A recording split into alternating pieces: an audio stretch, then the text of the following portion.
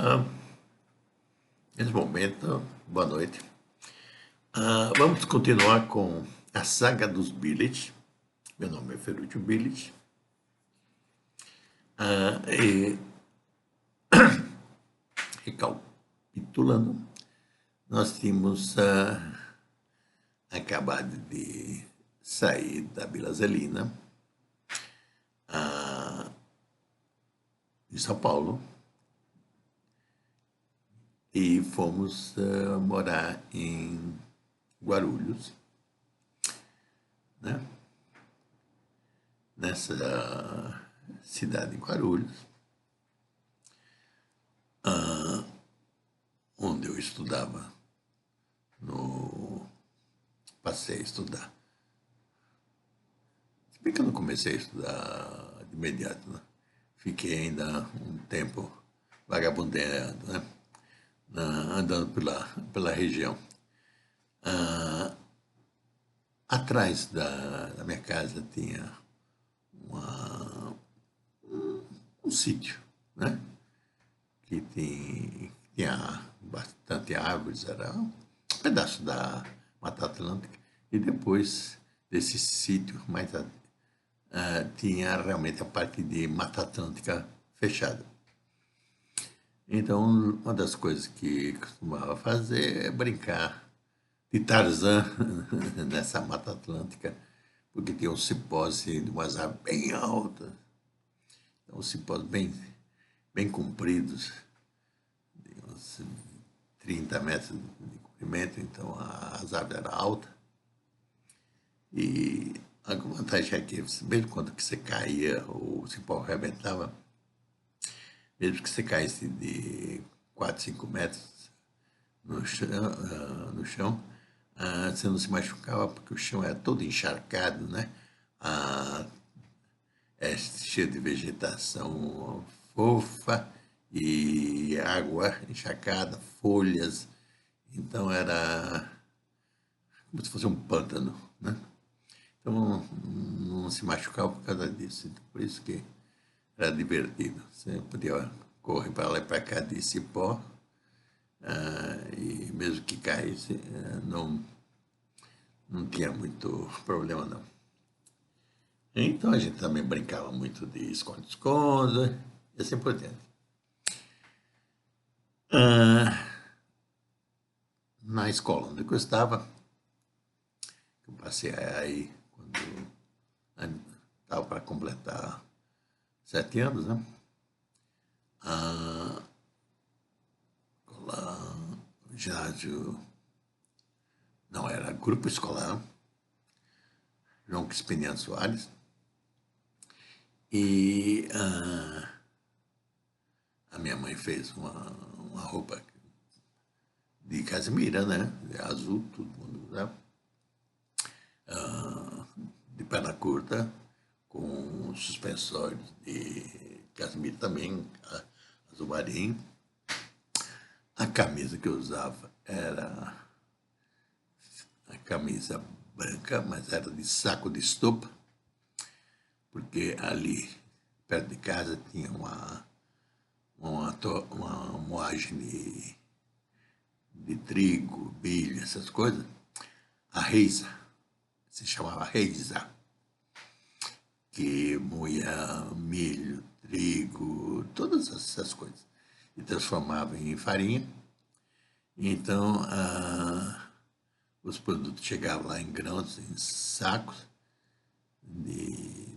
e depois eles vendiam esses sacos. Aí minha mãe comprava esses sacos, lavava eles, né, e botava na cândida, eles ficavam branquinhos, e fazia a camisa para mim. E ficava muito bom, porque a trama da camisa era mais larga, né? Então ela não esquentava tanto, era mais ventilada. Só que me criava problema, porque toda vez que a gente ia, antes de entrar em sala de aula, a gente tinha que fazer formação ali, tinha que ficar todo mundo em fila no pátio,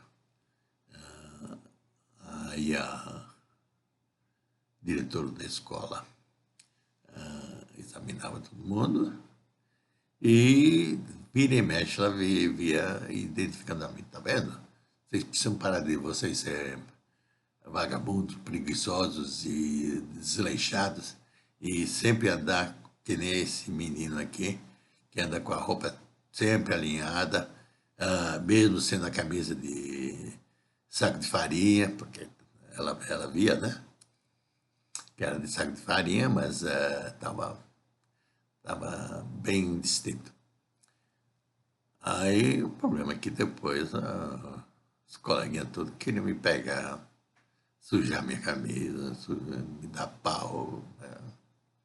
Então, muitas vezes, em vez de ir para casa saindo pela porta do colégio, eu tive que pular um muro da escola e sair por trás, porque estavam querendo me pegar só para sujar minha roupa.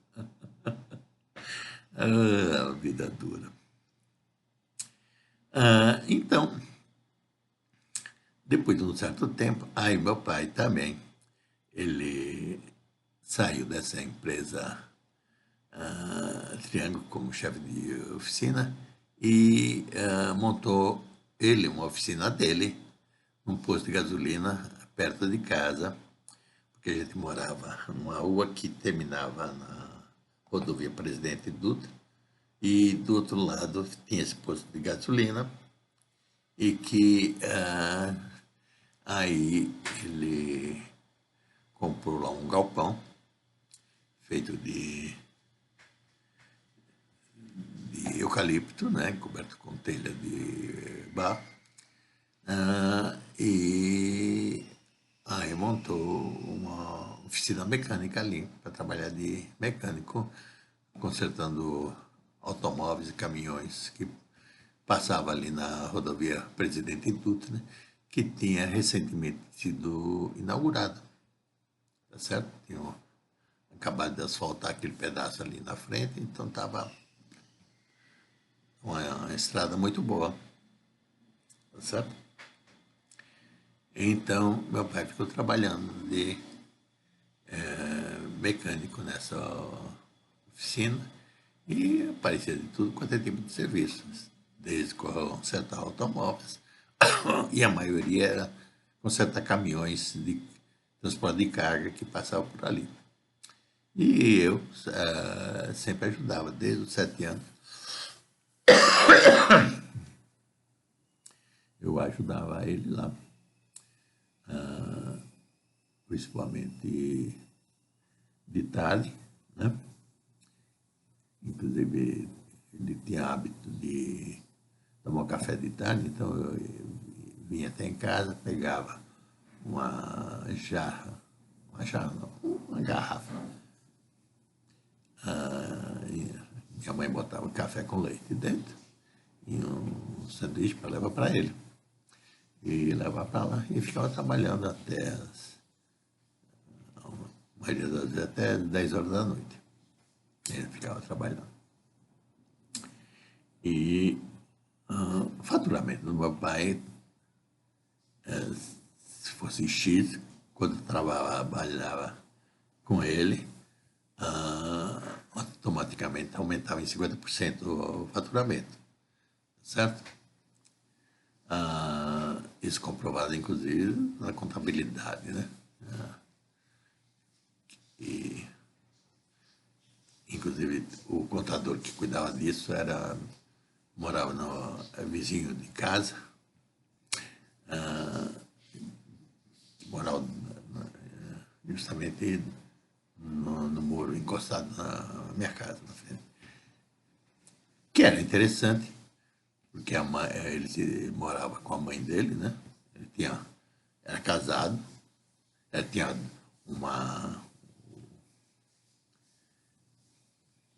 ele era conhecido por Bibi, não sei qual era o nome de fato dele, senhor Bibi, que era dono dessa empresa de contabilidade, que ficava lá no centro de Guarulhos. E no quintal dessa casa tinha uma fabriqueta de folhas e flores artificiais, né? Feita de pano pintado e colado com fio, se quiser. Então se fazia as folhas, tudo artificial ali. Montava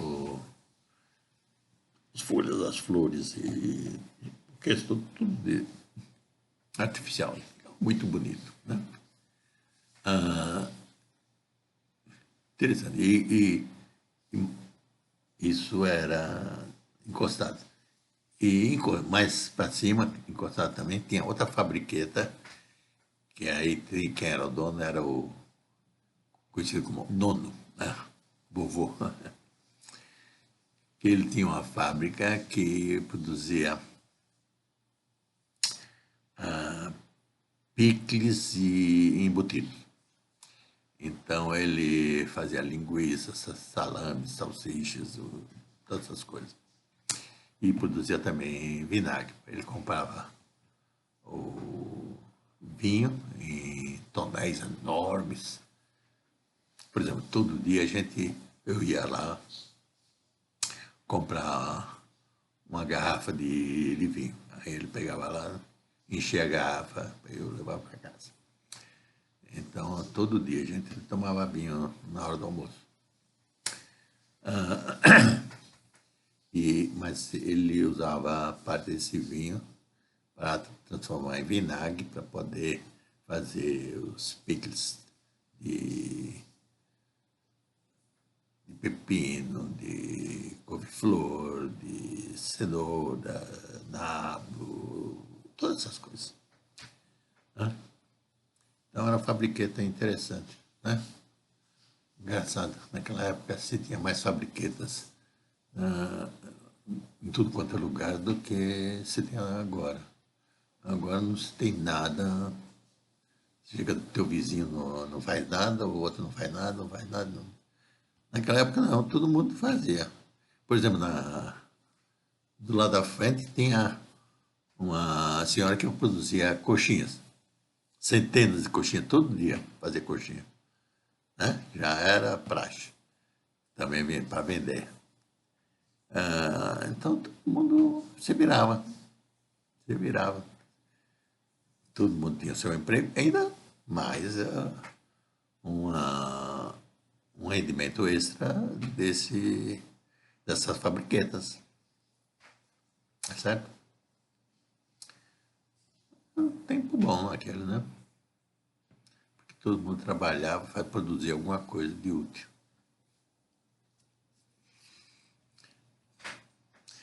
Bem, então, continuando, eu ficava trabalhando como meu pai nessa oficina, tanto assim que meu pai me ensinou a dirigir. O primeiro veículo que eu dirigi foi uma motoniveladora, Caterpillar. Se dirigia ela de pé, né? Em pé, dirigia. Tem a alavanca que não acaba mais. Alavanca para abaixar a lâmina, para levantar a lâmina, para virar para cá, para virar para lá. Aquela alavanca que não acaba mais para comandar aquela motoniveladora. Mas é divertido. A vantagem é que ela andava devagar, então você conseguia esterçar a direção tranquilo, então não era corrido, né? Então era mais fácil de aprender a dirigir desse jeito, com um veículo que andasse mais devagarzinho, né? Tá certo? Não que ele não conseguisse correr, mas teria que acelerar, né? Mas simplesmente deixava ele no ponto morto, andando, ele tuc, aí ele vira para cá, vira para lá. Então era fácil de dirigir. Né? E então,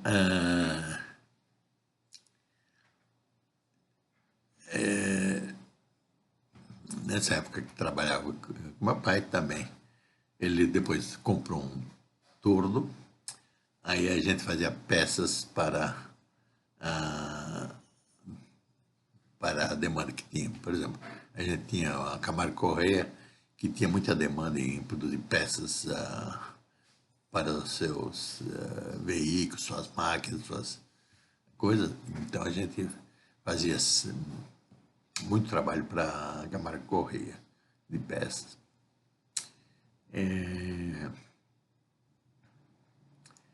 E então foi assim que eu aprendi a consertar automóveis, caminhões, principalmente caminhões a diesel, né?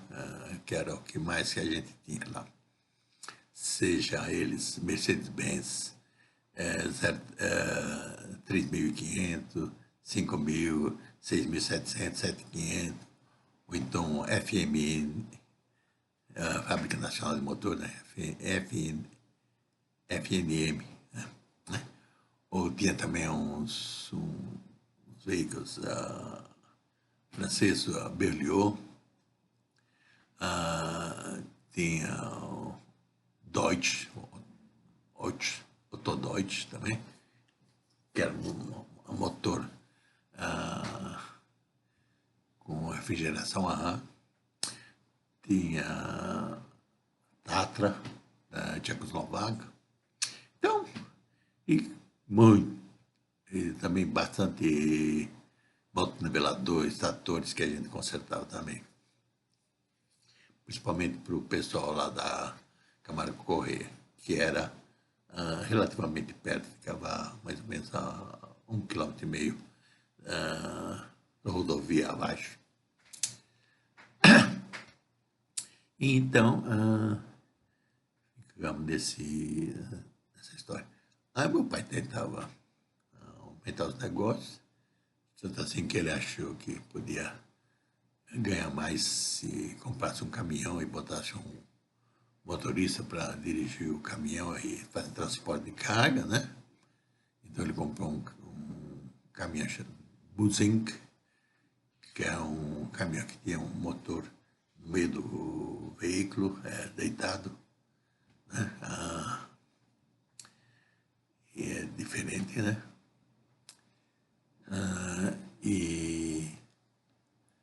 Mas nunca rende muito, né? Quando você está pagando o motorista para fazer as coisas, quer dizer, está pagando os outros, nem sempre cuidam das coisas como deve, né? Tá certo? E, inclusive, uma vez eu tinha ido num cursinho de admissão, no centro de Guarulhos, aí vejo o nosso carro, Buzing, na frente da delegacia. Eu tinha 9 anos, né?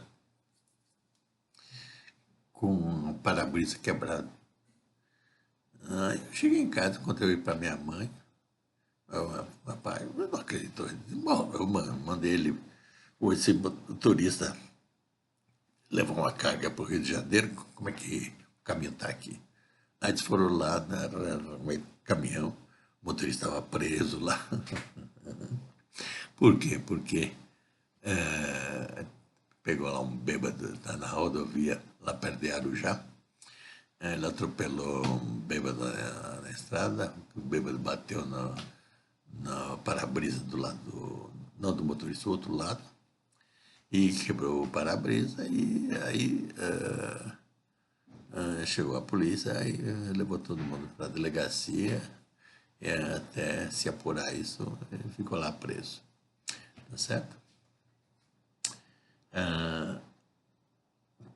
Quer. Bem, então nós vamos parar agora, tá? 20 minutos de vídeo. E então vamos continuar com a nova versão.